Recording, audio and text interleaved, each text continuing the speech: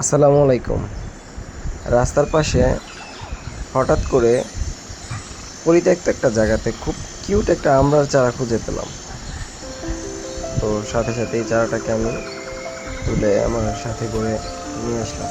দেখুন এই যে চারাটা, খুব কিউট একটা চারা আসলে। মানে চারাটা ওরকমভাবে সূর্যের আলো পায় নাই যে সবুজ হবে।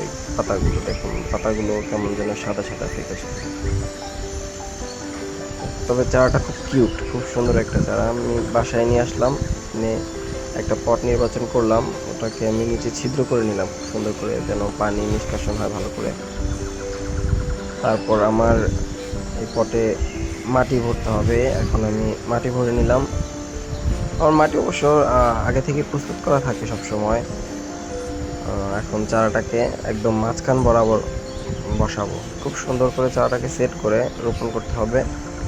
আমার চিন্তা ভাবনা আছে আমি চারাটাকে এই একটা ভালো জাতের আমরা কলম এনে গ্রাফটিং করব ইনশাল্লাহ। সেই ভিডিও আপনাদেরকে আমি নেক্সটে পরবর্তীতে যখন করব তখন অবশ্যই দেখাবো।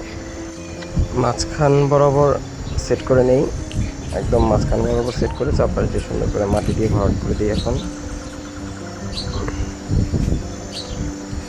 এই যে আমার চারাটা রোপণ করা সম্পূর্ণ হয়ে গেল। এখন চারাটাকে আমি একটা সুন্দর ছায়াযুক্ত স্থানে রেখে দিব কয়েকদিন। তারপর এটাকে সূর্যের আলোর কাছে নিয়ে যাবো। নেক্সট ভিডিও পাওয়ার জন্য অবশ্যই আমার সাথে থাকবেন এবং এই গাছটার আপডেট জানতে হলে আমার সাথেই থাকবেন। সাবস্ক্রাইব এবং ফলো দিয়ে ধন্যবাদ। আসসালামু আলাইকুম।